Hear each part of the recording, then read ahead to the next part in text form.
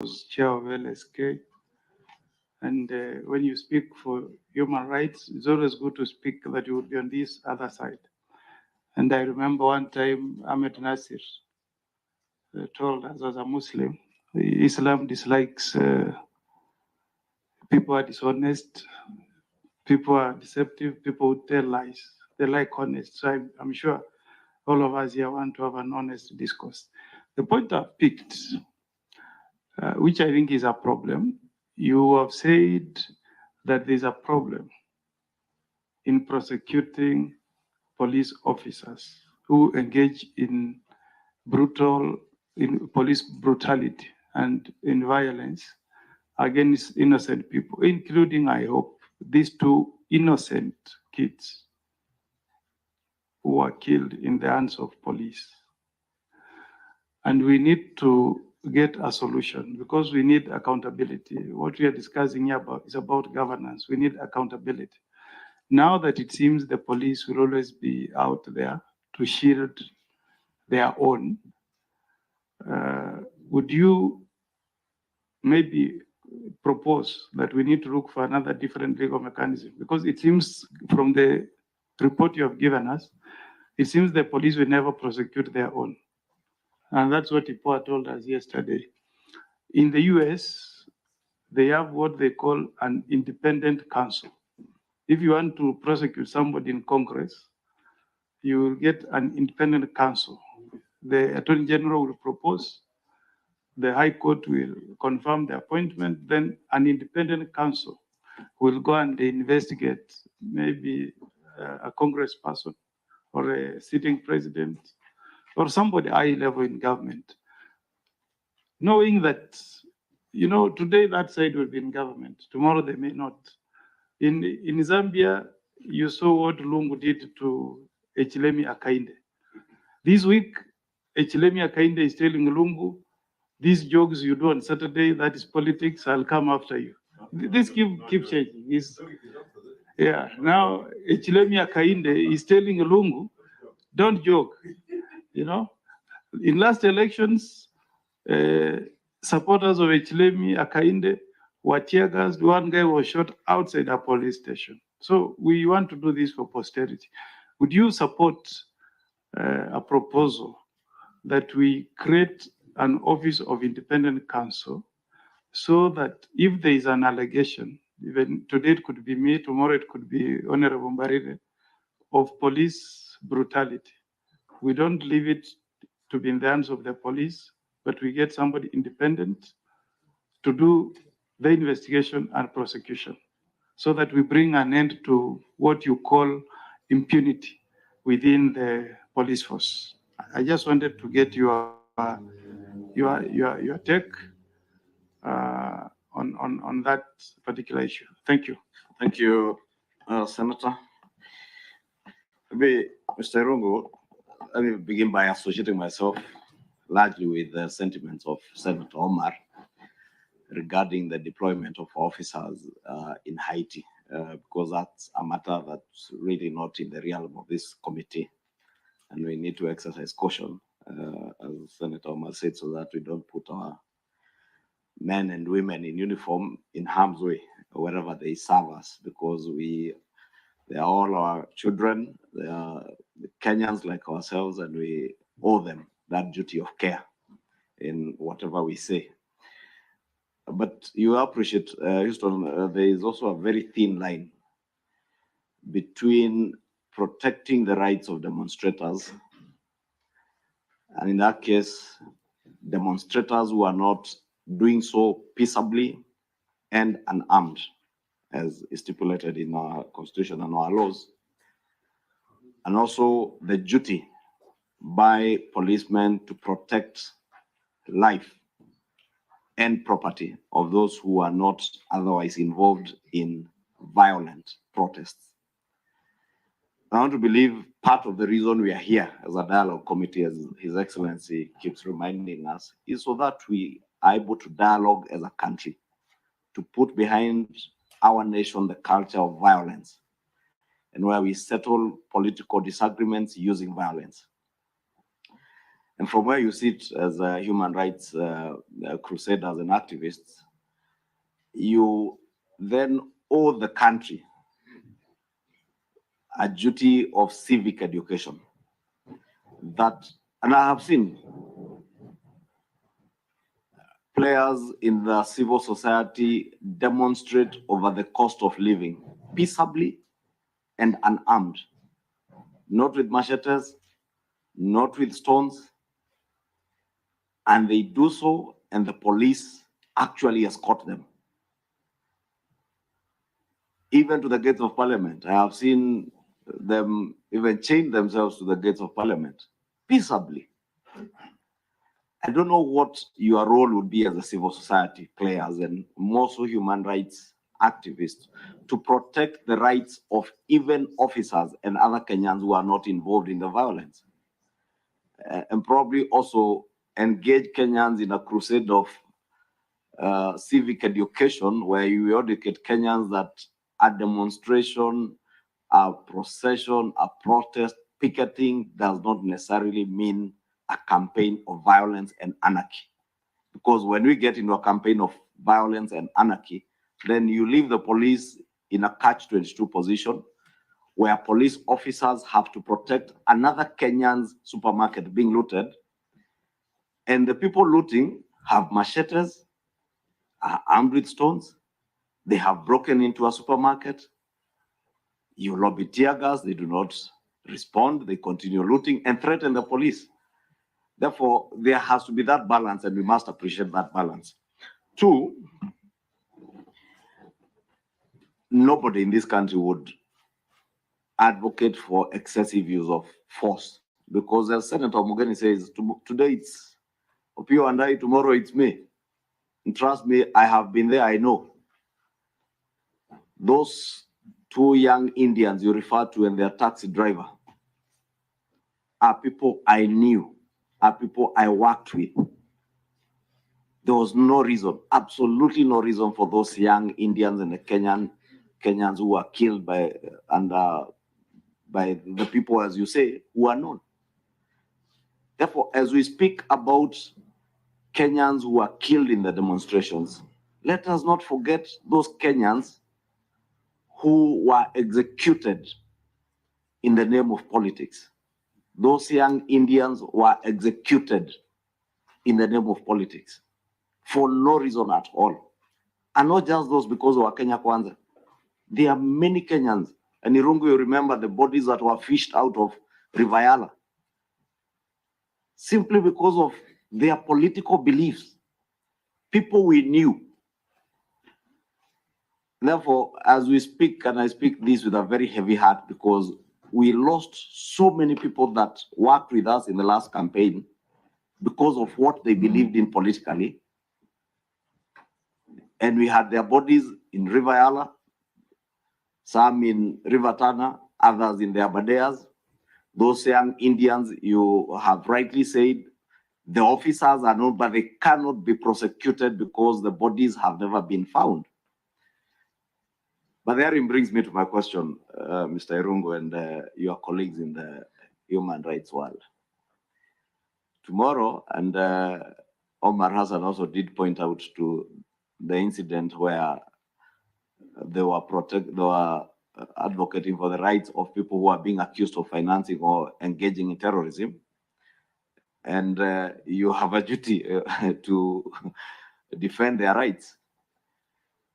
Tomorrow, I am almost certain if those officers were charged in court, of course, the lawyers in the room will rush to represent them. But also human rights crusaders will be there speaking about their rights, knowing very well that these are the people who participated in these extrajudicial killings. You've also spoken about the right of passage, and I agree with you wholly. The right of passage, especially of medical personnel, of journalists when during demonstrations. You've spoken about the police lobbing tear gas in schools, in hospitals, but you're also aware there were incidents where youth, again, were getting tear gas canisters lobbed at them to disperse them. They get hold of the tear gas canisters and hurl them back in private institutions, in schools, in hospitals, to create a situation of anarchy. Therefore, maybe I don't know what you would do, and I have no solution myself as to what you would do as human rights crusaders to ensure that when people claim to be peaceably and unarmed to be demonstrating, then they also do so in designated places. Your rights end where mine begin. It is so said. Why would anyone stop another Kenyan from going to work because they want to protest? Why don't we have a country where we are decent, where we are civilized, that if we're having a demonstration on the cost of living, we do not have to pull down the entire infrastructure on the expressway in the name of protesting, that we can peaceably and unarmed gather at a designated point, protest, and say all the manner of things we want to say against whoever we want to say against, then peaceably go home in the evening. And I don't know, I have no solution. It's just probably more of comments.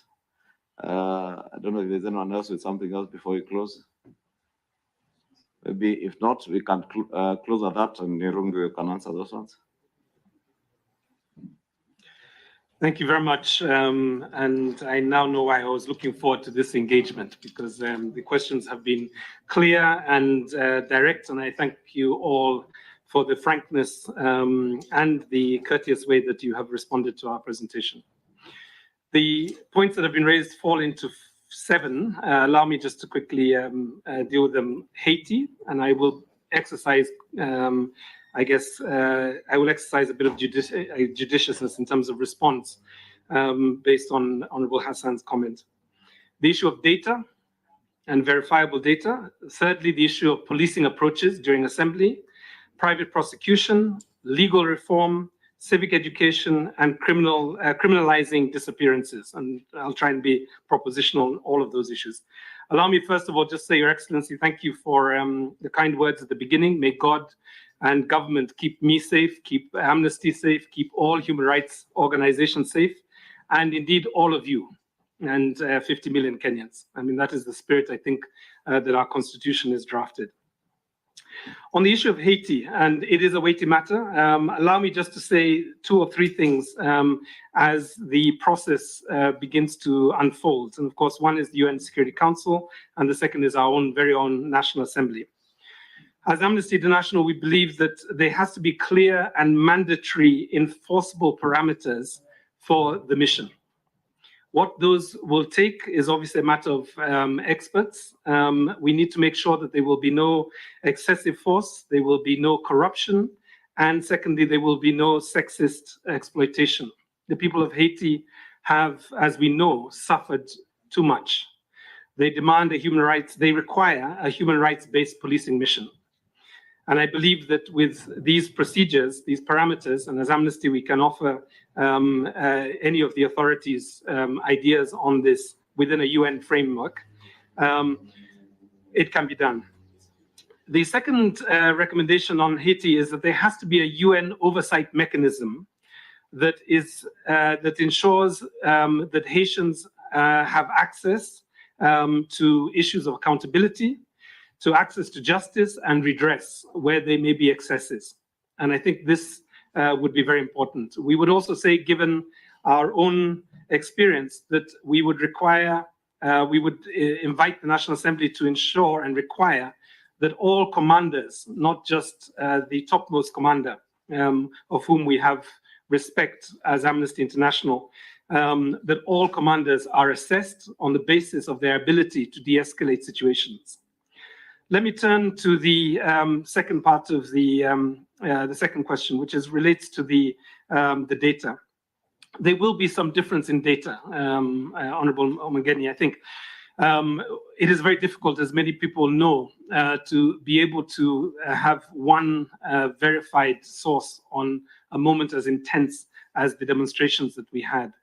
Our data is verified. We can say behind every one of those statistics that we have verified those numbers. And indeed, I believe the IPOA, who came before you yesterday, could probably do the same thing.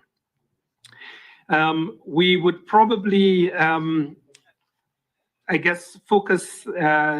respond to some of the questions that are raised around the what broke down in terms of policing over this period. And it is gratifying, I guess, for the co-chair, Honorable Kimani, who says that nobody will challenge the constitutional principle. Allow us to also say that we respect the uniform. We respect the oath of office that police undertake, and most of the 100,000 police officers are not going to be held liable for the violence that we saw over the last 6 months. But I think there are a number of things we need to point out. On the basis of our own research, what we realized is that the crisis started at the point that the police refused to accept notifications, that they began to intimidate and arrest organizers, and wherever protesters gathered non-violently, they dispersed them with tear gas, rubber bullets, and as the months continued, live weapons. There was a point, I don't know if you recall, in July, when it was actually very difficult to be able to distinguish between bystanders, marshals, protest organizers, uniformed police officers, non-uniformed police officers using military-grade weaponry, looters, criminals. And the question we have to ask ourselves is, based on that experience and in the knowledge that we are a troubled nation economically, and that even if the political class can find a way of setting aside the differences and setting aside the grievances from the past, we are still a troubled nation. There will still be protests and demonstrations. So this is why we say, as Amnesty, it is important that we have a serious national policy review of how we police assemblies. And our recommendation is essentially a national policing conference. And it has helped break through a number of problems that we've seen. Allow me to turn to the recommendation or the suggestion, and I smiled a little bit as the presentations went on, because we thought we were coming to task the committee, but we have received a few tasks on our side, which we gladly pick up. The first is that the Constitution is innocent. The Constitution is the one instrument or the one person that will not be dragged through a court of law as a result of the violence that we've seen in the last 6 months. We would probably argue that the laws are also innocent, with the exception of possibly one, because we feel that the National Coroner Service Act, which was passed by the National Assembly 5 years ago, gives us the capacity for an independent forensic capacity, for legal capacity, for a operational capacity to hold police officers accountable, to be able to independently assess crimes committed by uniformed officers.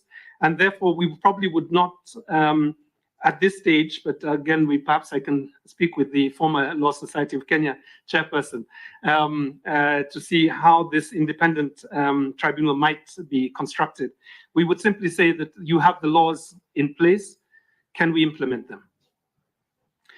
I think the second area really is to reflect a little bit on the Public Order Act. And I think this is the one area where Honorable Hassan will probably also agree with us, in addition to the other things that he has said this morning, which is we have an archaic Public Order Act. It is so far behind the Constitution that it is out of focus. We would call for its immediate repeal and replacement with clarity, clear legal provisions that do not offend or criminalize protesters, but keep protests lawful and non-violent. And I think, Honorable Kimani, let me just turn to your point, which I think is really important. You know, we spoke to a number of prosecutors and police officers, and many of them requested anonymity, which was a matter of concern for me, because in many ways what we are discussing are national issues. They should be matters that we can debate and take responsibility for our comments. But one of the things that, you know, we came away from those conversations was that there is a difference between protesters who destroy property, who assault others, who rape and sexually molest others during these moments of turmoil, and protesters. And the problem is that we are not able, and I say we, I think as an ecosystem, we're not able to distinguish between those categories that I read out earlier. The bystander, the marshal, the uniformed officer, the looter, the criminal, the protester, and the non-uniformed military officer that is not carrying any identification, but is carrying military-grade weapons. And I think what we have to do is we have to begin to distinguish that much more clearly. None of the policing that we saw during this period that we documented had the capacity to distinguish this. In fact, it was almost blurred to a point that we began to think it was deliberate. Because if notifications had been given to protesters from the political parties, if the protesters had been facilitated, given assurance, there had been clarity in terms of the routes of the demonstrations, and there had been recourse when criminals come to hijack those protests, I have a feeling that we would not have de-escalated or rather spiraled in the way that we did. And therefore, I think there is an opportunity going forward now that our heads are clearer and the violence has hopefully is behind us for us to be able to do this. Let me lastly turn, I think, to the point that's been raised in terms of civic education and private prosecution. 80% of Amnesty's work is civic education. We spend a lot of time in our schools with young people. We spend a lot of time with families that have, have experienced human rights violations. And to be honest, that is the best part of our work. It actually pains me to come before the nation with those statements, those press conferences, even to discuss like this, the ugliness that our country is capable of. So I would really look forward to the committee looking at this issue of civic education. For the record, we pushed very hard just before the last elections with the Jubilee administration. And the Jubilee administration, through a note verbal, banned funding by the donor community to the IEBC or to civic organizations to do civic election work. And we said that the most dangerous thing is an election where you have high levels of disinformation, misinformation, a lack of regulation of social media platforms, and algorithms that nobody understands how they work, except the people who pay for them. As we move into a season of artificial intelligence, I know I'm moving slightly far. I think we have to look at the quality of civic education that is available for our people. We are in the moment of a moral hysteria around LGBTIQ persons. Allow me to go there also. There are individuals and constituencies that are deliberately trying to whip up homophobic and hateful comments against people that have committed no law and have not been taken to a court of law. But they would rather that they are beaten, that they are stripped, that they are taken from their homes and their jobs. But let me not stop there for those of you who haven't got quite to the position of care and compassion. We have to think about that baby, that 3-year-old child called Brighton Sagini. And it still burns me, that story. How does a 3-year-old be killed by 3 generations of her family? A grandmother, an uncle, and a cousin. 3 generations conspired to kill a child 15 years before that child had any opportunity to inherit that land. Or perhaps we can go to Shakahola and discuss how is it possible that close to 500 people could have been persuaded by one very charismatic evangelist to kill themselves through starvation. Allow me just to end on a sober note. Our country is ailing. And we must provide the leadership at this time for the country to become respectful of diversity, to be anti-discriminatory in its nature, or we will continue to see violence perpetuated when we have a solid constitution. I've not talked about gender, and I can see Cecilia is asking me, what about misogyny and sexism? The level of intimate spousal abuse in this country is unacceptable, and we are not doing enough about it. So let me just concur with the idea that civic education is where we need to go, and hopefully, as Amnesty and all the other organizations, we will be allowed to continue doing that work, because I think it is really what will save us in the long run. Let me very directly invite Honorable Kimani. You have spoken many times about criminalization of enforced disappearances. Allow me to encourage you to encourage the committee to support you on the idea that one area where we do need legal reform, it is in that area. Because we cannot allow for people to come in our midst to execute people, drop them from helicopters in rangelands or in conservancies and get away with it. Thank you very much for the opportunity to speak this morning. Allow me to end, as I am instructed to by my board, to invite you all to become members of Amnesty International Kenya. We are a membership organization, and actually, as I look at some of you, I know you are our members. I shall not state which members are here, but we are non-partisan, independent, and therefore Kenyans. And for those of you whose children are members of Amnesty International, I also acknowledge you in this moment. Thank you. Thank you very much, Coach. Well, thank you so much. As I said earlier, for your eloquence of presentation, clarity of thought, and thank you for taking our comments. We have some people waiting online, and we want to be able to move to the next level. Thank you so much, Amnesty. Asanteni. We have next, we are to have the immediate former commissioners, Wafula Chebukati, Abdi Gulie, Boya Molu, and I'm told they have a letter. I don't know, Secretariat.